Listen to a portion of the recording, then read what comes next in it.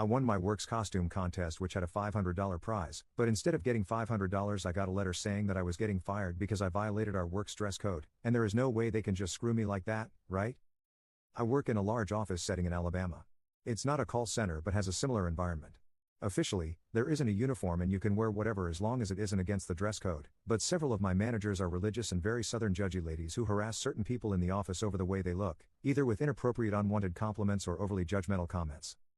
I'm a very tall guy who works out and I've gotten both sides of it, the latter because I have very long hair and they call me a hippie. I know a lot of female coworkers who've gotten much worse because of very conservative clothing, and in the time I've worked here I've seen multiple complaints to the HR about comments made to them which have ended in them being fired in the next week. Being harassed over clothing/body stuff is a big topic among my coworkers and it has made for a terrible office environment. On the Glassdoor for our company 75% of the reviews specifically reference this aspect of working here. A few days prior to the 31st, I found out my work was doing a costume contest. I had a somewhat high-effort costume I was reusing from a comic convention, and I decided to wear it again, not really expecting to win. My workplace has over 100 employees and the top prize for winning included $500 in cash and several gift cards.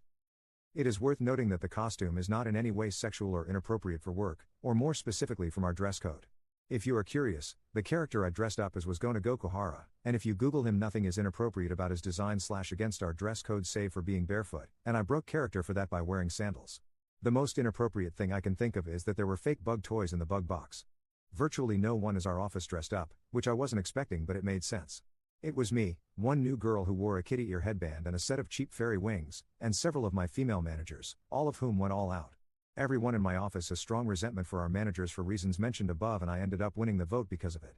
The headband girl won second. I was told that I'd be sent my prize via direct deposit yesterday. I did not, and instead got an email explaining that I was being terminated for abuse of the office dress code.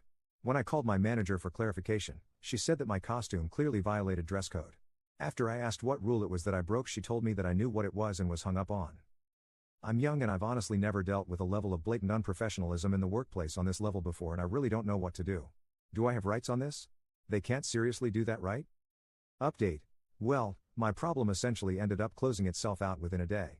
Had initially planned on writing this last night but got sucked into a web novel, Worm, really good stuff, which made me forget about it. A lot of people had questions about stuff, so to clarify, our office does have a defined and written dress code, but it is very lax, at least on paper. Things are specifically listed in what we can and cannot wear, and the latter category is made up of very few things, beyond explicit stuff. As I said, I do not work in a call center, just a similar environment, specifically an audio transcriptionist service. We listen to audio calls and type them out, and we use foot pedals the entire time, where taking off your shoes at your desk is strongly encouraged to make it easy. Because of this, many people wear sandals regularly and no footwear is listed in the dress code at all. I did wear sandals as Gonta but I always wore those at work. If you brought dress shoes or heels to my job and wore them, I actually think it would make it impossible if not give you an injury. And my suit actually stood out quite a bit because basically no guys dress that formally ever. I did have the butterfly net, not a hammer as some people said, haha, Gonta's not that kind of guy, but one of my managers had a real looking chainsaw so I don't think this is valid. I told them my name was Gonta and explained the character a bit but don't think my managers or anyone looked it up and saw Killing Game, as several people had guessed. In the email ranking thing I got I was listed as Happy Bug Scientist, so I severely doubt this is what happened. Very soon after my initial post, a friend I'd told about what happened had his father call me, a guy who owns a mid-sized business in another part of town. We spoke for a while about what happened and my prior experiences and he ended hiring me.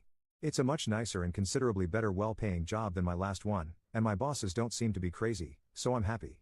Glassdoor reviews aren't scary, either.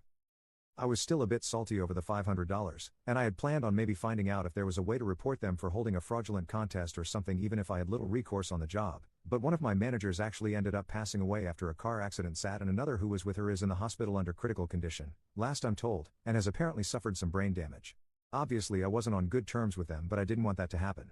Pursuing the money at this point seems in bad taste so I've decided to let it go. She wasn't nice to me but hopefully my second manager ends up being as fine as she can be given the circumstances. Thank you again for the legal advice and empathy helped me through this, even if things just sort of ended up happening themselves. Workers' rights do seem to be pretty screwed up in this country though, haha.